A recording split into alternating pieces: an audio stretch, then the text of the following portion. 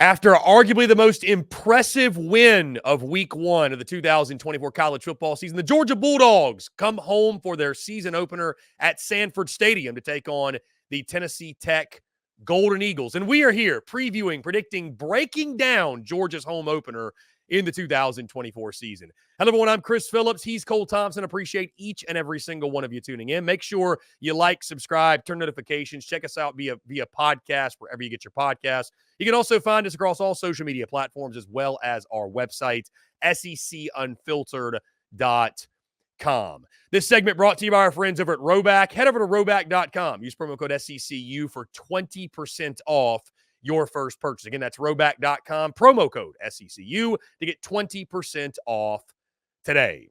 Again, the Georgia Bulldogs were arguably the most impressive team in the SEC in week 1 after they dismantled Clemson in Atlanta, and now they come home to Sanford Stadium for their home opener in the 2024 season as they take on Tennessee Tech in non-conference play.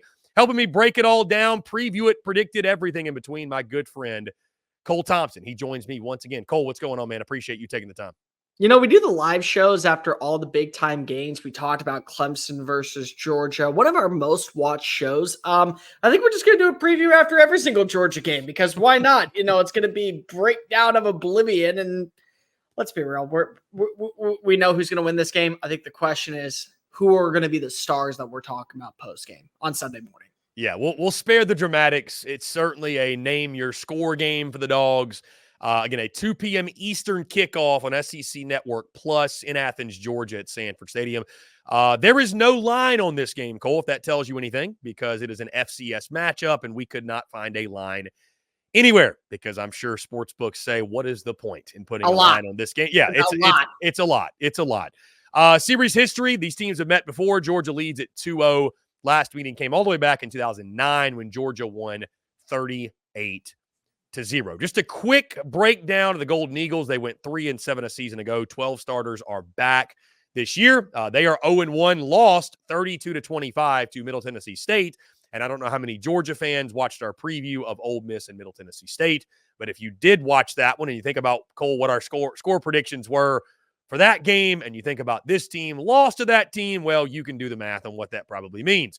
They were a top 30 FCS defense in 2023. 4 all-conference players are back on the defensive side. Bobby Wilder is in year 1 as the head coach there at Tennessee Tech, and Jordan Potts back at quarterback after an up-and-down 2023. But, Cole, I am not going to sit here and try to convince anyone why this is even going to be a close game, much less, God forbid, any upset opportunity. This game is all about Georgia. As we look at the matchup, it's all about, to me, Cole, how are the Dogs? Is there any sort of emotional hangover? I mean, when you have Kirby Smart on the sidelines in the locker room, that's not really something I worry about. But, I mean, coming off a huge win, let's be honest, it's not as easy to get fired up taking on a Tennessee Tech, even if it is the home opener. But this is really, truly a name-your-score game. And I think for Kirby Smart and company, he's probably going to look at this, too, as a let's empty the bench. Let's learn about our depth. Let's get some guys. And maybe let's rest some guys. They got banged up in week 1, and let's give some youngsters an opportunity to shine in this one. Yeah, I don't think Michael Williams is going to be playing in this game, and it's okay if he doesn't play in this game. I think that you'd rather have him ready for Kentucky than have to worry about what he does against Tennessee Tech. But there is a player that will be returning in this game, and he may only see a handful of reps, but I'm excited because I know what type of talent running backs have come through Athens, but when you look at a player like Trevor Etienne, I know that Montrell Johnson, and you hear the way people talk about how he was the lead back down in Gainesville. But honestly, I have not seen a running back of this talent since DeAndre Swift. I honestly think that when you look at the way Nate Frazier played on Saturday, with what you have in Branson Robinson, with what you have in the depth, if you have a talent like Trevor Etienne wearing that number 1, you're going to see, I think, a lot of reminiscence of what you saw back in the day with Sony Michel and Nick Chubb. That might be the 1-2 combination. And to have this type of run game there, back in Athens, Georgia, at an elite level, the way that it should be, it's special. In my opinion, it's really special because I remember growing up watching Georgia football, and the thing that I always knew was, yes, they would always have good quarterback play, but they had stellar running backs. That's what you get in Trevor Etienne. And to see him be embraced in Athens for the first time, on their soil, not behind enemy lines in Jacksonville when you see these two go toe-to-toe with each other. But him actually to now be at Sanford, be in a location that has these national champion expectations, he's the player I'm most excited to see. And I'm spending a lot of time talking about him because of when you get a talent like this, you feel so much more confident. The fact that you get to see what a guy like Nate Frazier did, and the blessing was that you did have the suspension for Trevor Etienne to kind of see what Nate Frazier can be against qualified teams. That only is another wrench in the plan for any opponent that I think is trying to slow down Georgia. It's more so just a wash, rinse, repeat. They're ready. They're built. They can go toe-to-toe with anybody. They're going to rest some players. You're going to see a lot more backups playing this game. Carson Beck is probably going to pull a Jackson Dart and be out by the start of the third quarter. You're not going to have to worry about it. The depth of this team is going to be really well. I just feel like that, again, this is one of those games where we won't learn a lot about Georgia, but we're going to be excited to see what they can do. There are people who are excited looking at Ole Miss and how they performed against Furman. That might be the way that you feel about this Georgia squad moving into 2024, going into week 3 for your first SEC matchup.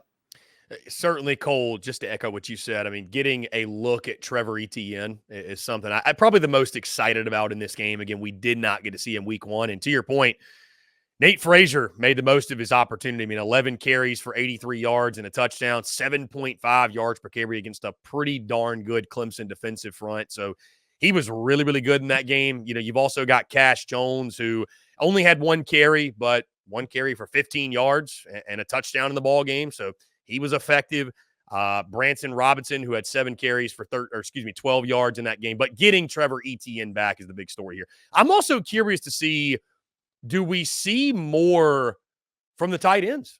0 catches combined from the tight ends, which is just in that game 1, which is just really, really surprising for a Georgia offense. So Oscar Delp, Benjamin Urasek, especially Urasek, a guy that I heard a lot of good things about in the preseason. Those in the media, those in the fan base, really excited about Benjamin Urasek in his game. So I think you will see them get more involved. But to your point, Cole, we're going to be seeing a lot of Gunnar Stockton. We're going to be seeing a lot of other guys that, you know, you're going to find out about your depth in this ball game. There's no question. I mean, I think this is one, and I think Michael Williams, to your point, they announced on Monday that he is week to week. There is no point in playing him in this game. No. There is no point in playing anybody in this game that is anything less than 100%. So, to the point again, Cole, I think Georgia will attack this game the right way. I think they'll approach it the right way. And I'm excited just to see them flex their muscles and get the talent out there. Like I said, I want to see more of the usage of the tight end position because I think those guys are just so freaking good. Malachi Starks, after his big game against Clemson, I would expect him again to be shut down. And poor Tennessee Tech. That's just really all you can say. It's going to be a long afternoon for the Golden Eagles. You don't mean to be disrespectful to Tennessee Tech. You don't, because of, again, you're playing a game, you're getting paid $500,000, if not more, to march on in and basically be a tune-up before SEC play starts. But for me, what's so fun is that right now we're talking about Ole Miss. We're talking about Tennessee. We did previews for them. You and I were both on the preview for that game.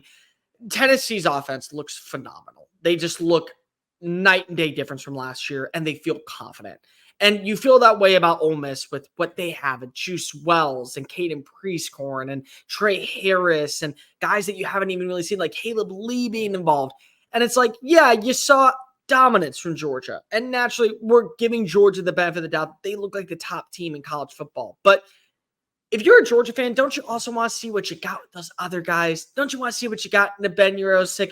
Don't you want to see what you have in Oscar Delp, what you have? And probably Dylan Bell's not playing. You know, we're not sure what he did because he did leave the game early. They said cramps, but maybe you don't need to play him. But an Arian Smith, a London Humphreys, a Dominic Lovett, a Lawson Lucky, like you just want to, Colby Young, you want to see these guys be involved. And honestly, you want to kind of flex your muscles a little bit. You went out to the transfer portal. You brought in some guys. You made some moves. You felt confident in the direction of your team. And also, you didn't need to go out and get these guys. but you went out, you got him because you wanted to. Like, that's the thing about Georgia, and I've talked about it all offseason in my videos. It's like they're at the blackjack table, and they hit 21, and the dealer bust, and that's a recruit that's coming on in, and that's a kid that flipped at the last second and goes to commits to Georgia, and you add in a transfer that probably would be a number one receiver elsewhere, and you just want to flex those muscles. Like, honestly, what Texas did to Colorado State, what Ole Miss did to Furman, what Tennessee did to Chattanooga, you want to be in that conversation because you're talented enough to be in that conversation. And ultimately, I think that's a big reason why we are going to see a game to talk about from Georgia. And a lot of it's going to be their depth. And we're going to, I think, be able to kind of separate ourselves. And once again, we've already agreed. We think that Georgia's the best team in college football. And for my money, you're going to see why that they have the depth to where if you lose a player, it's literally a factory assembly line of just wash, rinse, repeat. Yeah, Georgia runs college football, in my opinion, Cole, until we say otherwise. That being said, let's no longer delay the inevitable. We'll dive into our predictions for this game. Cole, I'll start this time. I mean, it's a name your score game for Georgia. I mean, I could see this being 42-0, 45-0, maybe 38. I don't know. Whatever it might be. I do think you'll see at halftime, right? At halftime. That's what I meant. Thank Yeah. God. You could see it being 42-0 at halftime. That being said, I'll lock in. I'll go Georgia 56, Tennessee Tech 3. Maybe I'm being conservative there. I still feel like that is just, again, it is truly name your score. Gunnar Stockton is going to get a lot of action in the second half of this game. Georgia fans are going to be able to kick their feet up, and it's going to serve as a nice tune-up and a confidence boost. And before the Dogs get ready to go to Kentucky for SEC play. And so, again, a lot of different faces will make contributions, both offensively, defensively. These are the games you love as a head coach when you have a football team that is good enough to get out to a huge lead and, again, empty the bench because, Cole, again, you're going to need that depth when you get into conference play and what a luxury it is that Georgia's going to be able to, similar to what Ole Miss did against Furman, play the backups essentially probably the entire second half. So I've got Georgia 56, Tennessee Tech 3 in this one, but it's a name your score game for the Dogs. So I think that right now there's a quarterback by the name of Carson Beck that is hearing the way that I talk about Dart NATO. My Heisman Trophy winning quarterback, Jackson Dart. He wants to pad those stats. And he just did and he just tied Joe Burrow for the most passing yards in a half, 350 and 5 total touchdowns in the first half. Not to mention he got a 6. And there's going to be Carson Beck that's saying, hey, you know what? Let's go ahead and lock in a couple stats here. I think he balls out. I think it's 45-0 at half. I think you're going to see a 175-yard game from one of the receivers. Bold call. I'm going to go with Colby Young for this one. I think that he is the difference maker. I think KJ Bolden has a pick 6. I think that this is going to be a game where KJ Bolden, you saw what he did last week. He felt confident playing as a freshman, but they did rotate him in. He didn't have as many reps, but you know what? He's going to play a lot. I think you're going to see him play a little bit in the second half too with the backups just to get a few more reps underneath his belt before SEC play starts. I think he has a pick 6. I think that there's going to be a breakout player at linebacker that we are going to be talking about that we don't know just yet. I think they're going to have 8 sacks in the game. You want to play conservative. You want to be nice. You want to go ahead and show like, oh, you know what, Tennessee Tech Golden Eagles. I'm at least respectful to you. I'm not. Bloodbath. Deliverance of all time. 73-0 final score.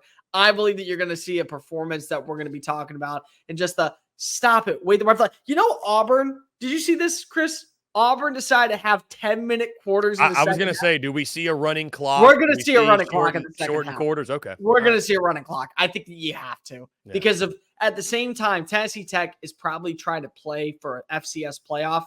They got to rest some guys. They don't need them getting killed. 73-0. So, 73-0. It could happen. I go bold. Yeah, I mean, I've got 56-3. It could be 76-3, though. I mean, who knows? So, guys, what do you think? Georgia, Tennessee Tech, the home opener for the Dogs at Sanford Stadium. Let us know your thoughts. Do you agree? Do you disagree? How does Georgia fare when they take on the Golden Eagles at Sanford Stadium? Guys, appreciate each and every single one of you tuning in. Make sure you like, subscribe, turn notifications. Check us out via podcast, wherever you get those as well. You can also find us across all social media platforms as well as our website, SECUnfiltered.com. For Cole Thompson, I'm Chris Phillips. Appreciate each and every single one of you tuning in, and we'll catch you on the other side.